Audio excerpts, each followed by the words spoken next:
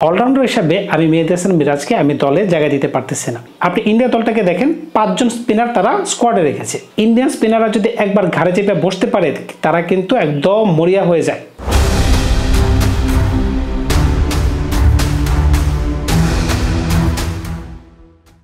কিছু পেতে গেলে কিছু ছেড়ে দিতে হয়, এরকম একটা কথা আমরা প্রায় শুনি। এখন মেহেদী হাসান মিরাজ বাংলাদেশ দলের এমন একটি নাম, সে কোথায় ব্যাটিং করবে এখনও কিন্তু আমরা ফিক্সড না। আমার যে ধারণা মতে তাকে যদি ওপেনিংয়ে ব্যাটিং করানো যায় তাহলে কিন্তু অ্যাজ এ ব্যাটসম্যান সে খেলতে পারতেছে, প্লাস দলের জন্য সে পার্ট টাইম হিসেবে বোলিং করতে পারতেছে, সেটা অপশনাল।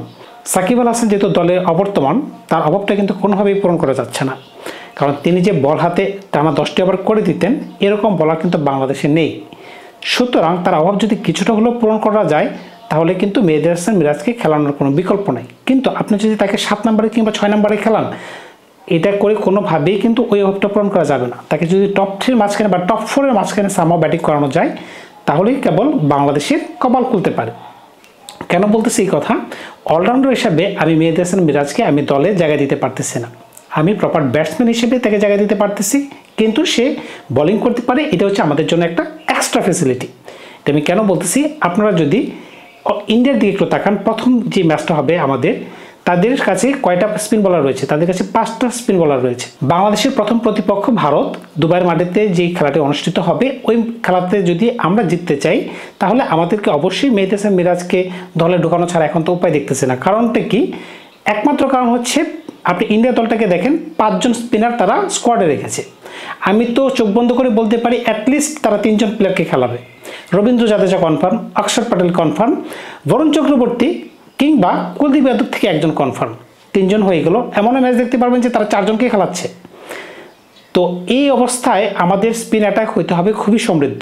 স্পিন অ্যাটাক সমৃদ্ধ হইতে গেলে আমাদের নাসুম আহমেদ এবং রিশাদ হোসেন দুজনকে খেলাতে হয়, এবং প্রপার ব্যাটসম্যান হিসেবে যদি মেহেদী হাসান মিরাজ 1, 2, 3, 4 এর মাঝখানে যদি কোনোভাবে ব্যাট করার সুযোগ পায় তাহলে সে কিন্তু অ্যাজ এ ব্যাটসম্যান খেললো দলে, কিন্তু ব্যাকআপ হিসেবে আপনাকে বোলিং করে দিতে পারলো 7, 8 ওভার, 10 ওভার।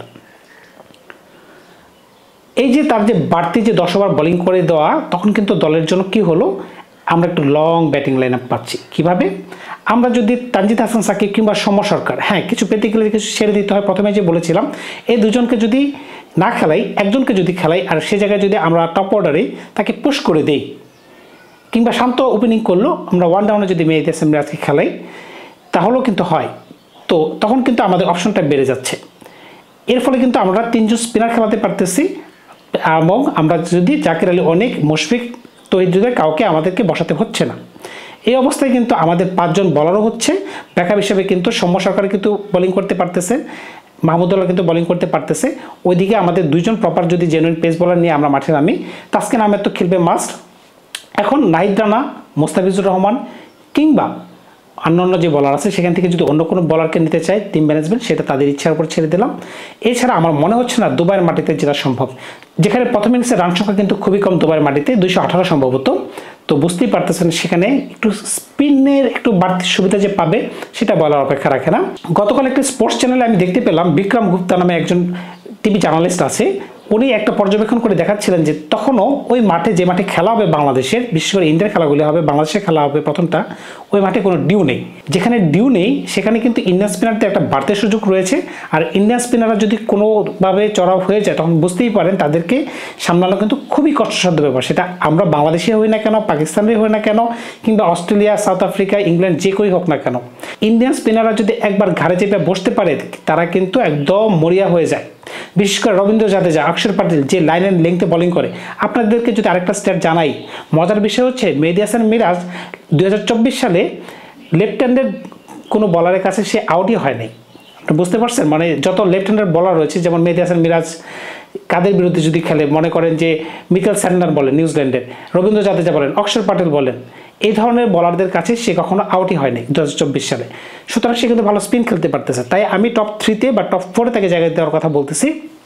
টপ 4-এ যদি খেলে, আমরা যদি 2 জন ওপেনার থেকে তানজিদ তামিম কিংবা সৌম্য সরকারের মাঝখান থেকে একজনকে খেলাই, তাহলে ব্যাটিং লাইন আপটা আমাদের বড় হচ্ছে। জাকির আলী অনেককে আমি কেন দলে রাখতে বলতেছি, কারণ ভাই সে একজন এক্স ফ্যাক্টর।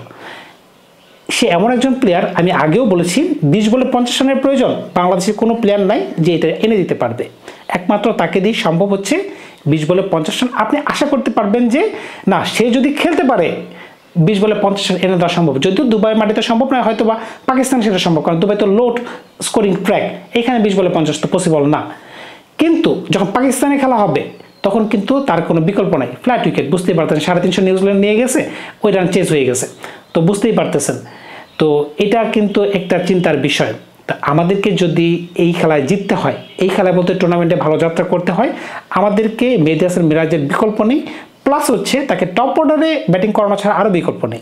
আপনি নিজে দিয়ে খেলাবেন, মুশফিকের জায়গা নিয়ে প্রশ্ন হবে, তৈদের জায়গা নিয়ে প্রশ্ন হবে, এমনকি জাকির আলী অনেকের জায়গা নিয়ে প্রশ্ন হবে। সুতরাং আমরা যদি তাকে টপ অর্ডারে পুশ করে দিই এবং তার থেকে যদি আমরা এক্সট্রা ফেসিলিটি হিসাবে তার বোলিংটাকে আমরা কাজে লাগাতে পারি, তাহলে কিন্তু আমাদের দলের জন্য সেটা স্ট্রেংথে পরিণত হবে। আমরা যদি তাকে সাকিব আল হাসানের মতো অ্যাজ এ অলরাউন্ডার হিসেবে খেলাই, সেটা কিন্তু একটা বোকার স্বর্গে বাস করা হবে, কারণ Shakib Al Hasan is the number 1, তাকে নিয়ে এখানে কোনো তর্ক বিতর্ক বা সমালোচনা কিছুই করা চলবে না। ক্রিকেটের মাঠে সে কিংবদন্তি, বিশেষ করে বাংলাদেশের জন্য। আপনি চিন্তা করে দেখেন সাকিবের মতো প্লেয়ার আদৌ বাংলাদেশে আসবে কিনা, সেটা কখনোই চিন্তা করা যাবে না, কারণ সে ব্যাটাতে যেমন পারদর্শী, বলা তো ঠিক তেমনই পারদর্শী। সুতরাং বুঝতেই পারতেছেন এখানে সাকিবের অভাব পূরণ করাটা আমাদের জন্য খুব কষ্ট হয়ে দাঁড়াচ্ছে। এই কারণেই কিন্তু এত তর্ক হচ্ছে কে খেলবে, মুশফিক খেলবে না তৌহিদ খেলবে না জাকির আলী খেলবে। তো এই যে কম্বিনেশনের যে একটা ঘাটতি শুধুমাত্র কিন্তু তৈরি হচ্ছে সাকিব আল হাসানের কারণে। সাকিব যদি দলে খেলতো তাহলে কিন্তু অনেক বিতর্কের সমাধান হয়ে যেত, কিন্তু ওইটা নিয়ে এখন আলোচনা করে লাভ নেই। এখন কথা হচ্ছে আমাদের ট্রাম্প কার্ড হচ্ছে মেহেদী হাসান মিরাজ। মেহেদী হাসান মিরাজ যদি সঠিক জায়গায় তাকে পুশ করানো যায় বা রিপ্লেসমেন্ট করানো যায় কিংবা তাকে জায়গা দেওয়া যায়, তাহলে কিন্তু বাংলাদেশের জন্য সে আশীর্বাদ হয়ে যেতে পারে। আদারওয়াইজ আমরা মনে হয় না এত বড় দলের সাথে আমরা কোনো কম্পিটিশনে যেতে পারবো। নিঃসন্দেহে অস্ট্রেলিয়া, ইংল্যান্ড এবং ইন্ডিয়া তিনটা দল হচ্ছে বিশ্বের 1 নম্বর দল। 1 নম্বর দল মানে হচ্ছে তাদের সাথে জেতাটা খুব কষ্টসাধ্য ব্যাপার। এর মাঝখানে ইন্ডিয়া যদি এশিয়াতে খেলে তাহলে বুঝতেই পারতেছেন তাহলে ইন্ডিয়া দলটা কেমন হতে পারে। ইন্ডিয়াকে এশিয়াতে ভয় পায় না এরকম কিন্তু দল কেউ নেই। সুতরাং বাংলাদেশ আমরা আশাবাদী জিতবো, কিন্তু জেতার জন্য আমাদেরকে স্ট্র্যাটেজি ফলো করতে হবে। ইন্ডিয়া যেখানে 3টা জেনুইন স্পিন বোলার খেলাচ্ছে, আমাদেরও 3 জন স্পিনার খেলাতে হবে। 3 জন স্পিনার খেলাতে গেলে আমাদেরকে তাকে টপ অফ দ্য অর্ডারে ব্যাটিংয়ে নিয়ে যেতে হবে। আদারওয়াইজ যদি আমরা যদি তাকে, আবারও আমি বলতেছি, যদি আপনারা যদি তাকে 6 নম্বরে ব্যাটিং করান, তারপর যদি তাকে অলরাউন্ডার হিসেবে কাউন্ট করেন, তাহলে কিন্তু আমাদের জাকির আলী অনেক কিংবা তৌহিদ হৃদয় 2 জন থেকে 1 জনকে খেলানোর সুযোগ আমাদের থাকবে। তখন কিন্তু আমাদের ব্যাটিং লাইন আপটা একটু দুর্বল হয়ে যাবে। ইন্ডিয়ার বিপক্ষে সেই ধরনের রিস্ক নেওয়াটা কি আমাদের উচিত হবে কিনা, সেটা আপনাদের কাছে আমি প্রশ্ন ছুড়ে দিলাম, সেটা আপনারা কমেন্টস করে জানাবেন। ধন্যবাদ সবাইকে। আমি ব্যক্তিগতভাবে চাবো সে যেন 1, 2, 3, 4 এর মাঝখানে সে ব্যাটিং করে সে কিন্তু ভালো স্পিন খেলতে পারে। ধন্যবাদ সবাইকে, ভালো থাকবেন আপনারা। আজকে বিদায় নিলাম, দেখা হবে অন্য কোনো ভিডিওতে নতুন কোনো গল্প নিয়ে খুব দ্রুত আপনাদের সাথে। ভালো থাকবেন।